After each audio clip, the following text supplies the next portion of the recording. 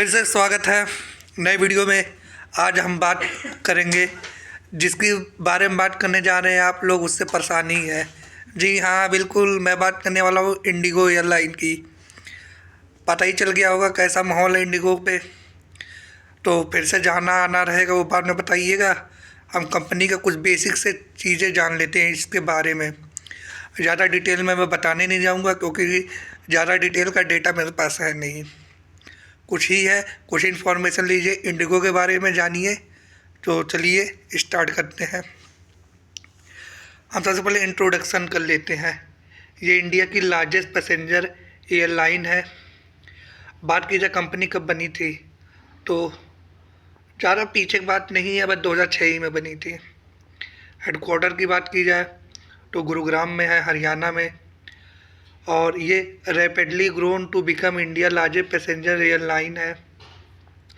Subsidiary की बात की जाए तो इंटरग्लोब एविएशन लिमिटेड है, जो कि स्टॉक मार्केट में भी लिस्टेड है। आप लोग यहाँ से ख़रीद बेच भी सकते हो, कोई रिकमेंडेशन नहीं है, कोई मैं सेबी का रजिस्टर ब्रोकर कुछ नहीं हूँ, बस आपको एजुकेशन के लिए बता रहा हूँ। It is recognise for it focus on efficiency and low cost operation, making a leader among Asian low cost carrier. सस्ते किराया होने के नाते एक जगह से दूसरी जगह पे आसानी से पहुंचा देता है, कम किराया लेता, कम पैसा लेता है, लो कॉस्ट ऑपरेशन है। इसी वजह से ये काफ़ी तेज़ ग्रोथ की है अगर और इसके कॉम्पिटिटर से कंपेयर किया जाए। फिर हम आगे देखते हैं। पहले ही बताया हूँ मैं, ये नंबर 1 लार्जेस्ट पैसेंजर एयरलाइन है। 60% ऑन टाइम परफॉर्मेंस रेट है। ऑन टाइम परफॉर्मेंस रेट मतलब कि कह सकते हैं कि हाँ 5 बजे की फ़्लाइट है, 5 बजे निकल गई तो ये 100% परफॉर्मेंस है। काफ़ी बार हो जाता है 5 बजे है, कुछ इशू वजह से, कुछ मेंटेनेंस की वजह से 5:30 हो जाता है। तो यहाँ पे ओवरऑल देखा जाए लगभग 65% ऑन टाइम परफॉर्मेंस रेट है इंडिगो की। बात की जाए 300 प्लस डेस्टिनेशन ये कवर करती है।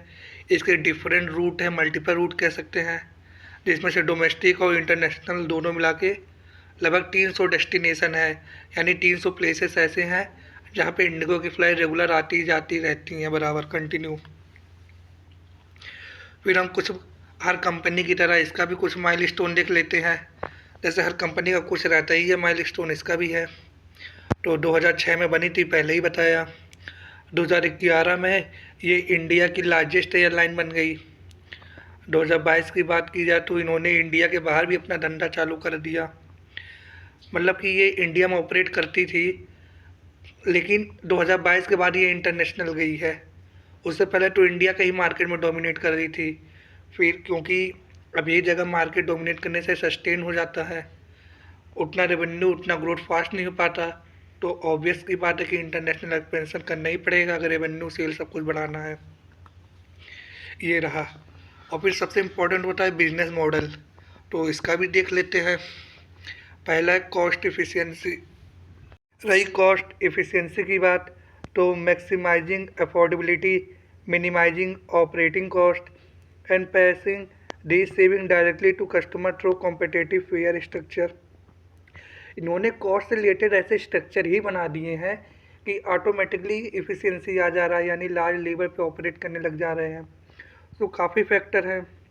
बात की जाए ऑपरेशनल एक्सीलेंस की, तो हाई ऑपरेशनल एफिशिएंसी है, ensuring quick turnaround time and optimal aircraft utilization।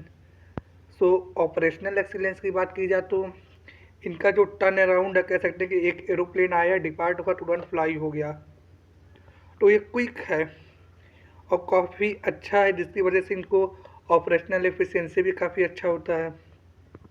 Customer focus की बात की जाए तो simplicity and reliability in it customer service, fostering growth हो गया, स्ट्रॉन्ग ब्रांड लॉयल्टी हो गया, by ensuring non fare travel expenses that meet traveller need.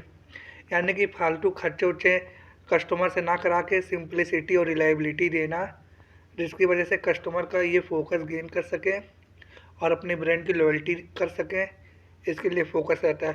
पर ये कितना सही है कितना गलत, आप लोग 4 दिन एयरपोर्ट पे सो के बता ही दिए होंगे कितना सही है कि नहीं है इनका कस्टमर का फोकस।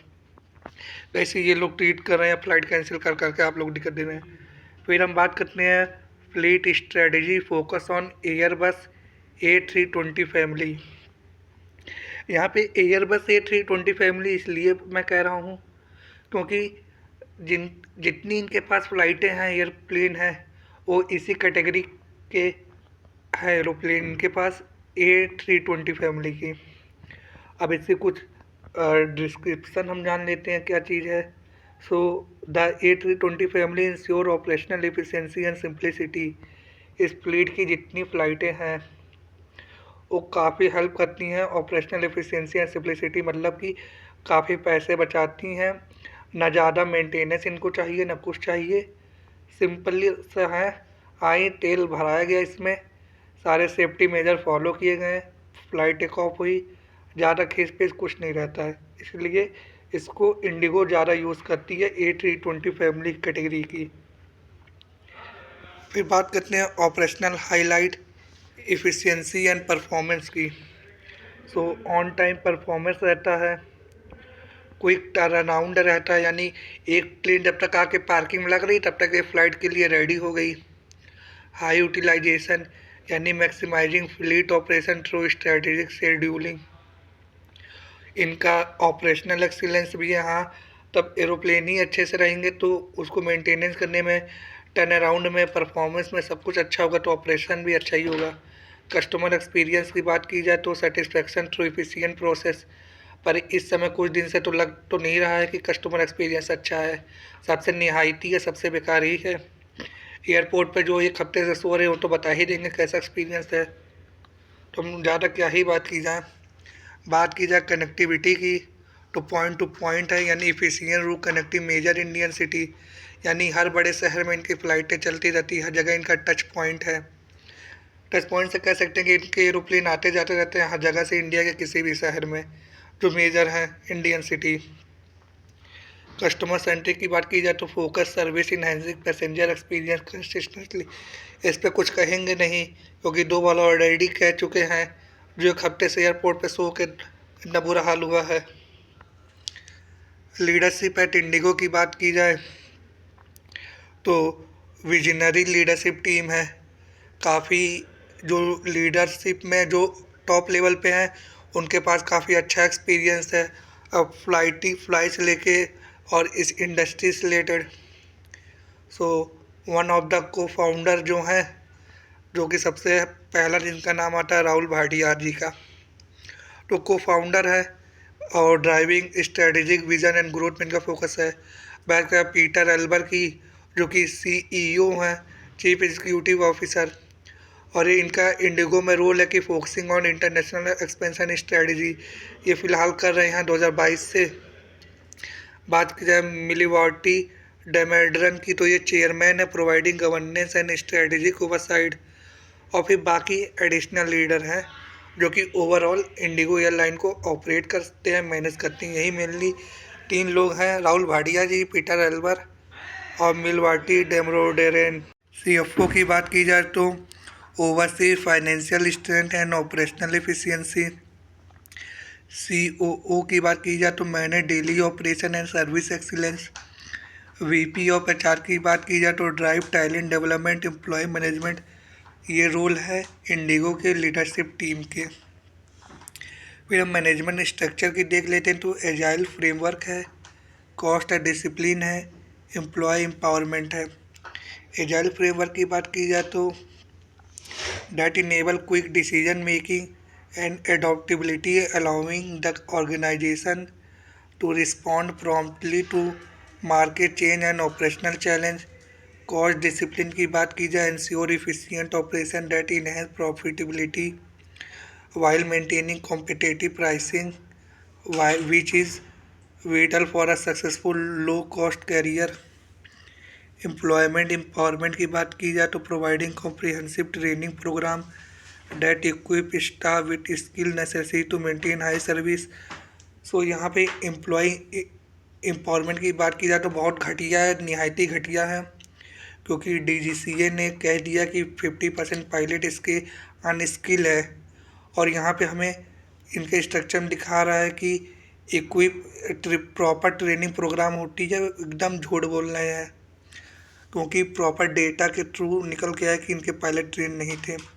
सो ये कुछ फॉल्ट भी है मैनेजमेंट स्ट्रक्चर में, जो कि इनको इम्प्रूव करने की ज़रूरत है। ट्रेनिंग एंड एनालिटिक की बात की जाए तो employ training focus programme enhance skill and service quality, जो कि एकदम झूठ बोल रहे हैं। डेटा एनालिटिक्स की बात की जाए leveraging insight to optimise operational efficiency, हाँ ये सही है। बात की जाए governance practice and strategic oversight at IndiGo की, तो IndiGo prioritise governance to ensure operational excellence. Conclusion की बात की जाए तो कंपनी का कोर पिलर ऑफ है simplicity, efficiency and strong leadership.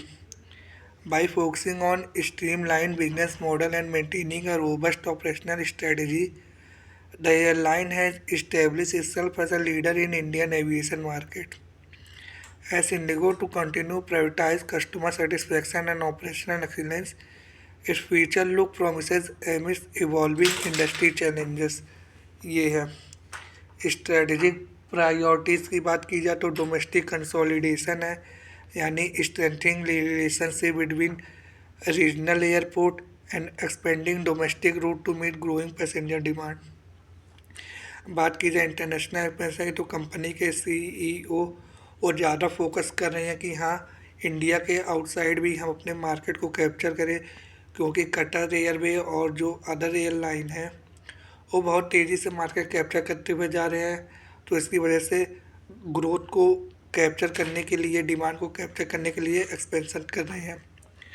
Technological innovation की बात की जाए तो advance technology to improve operational efficiency, ये है।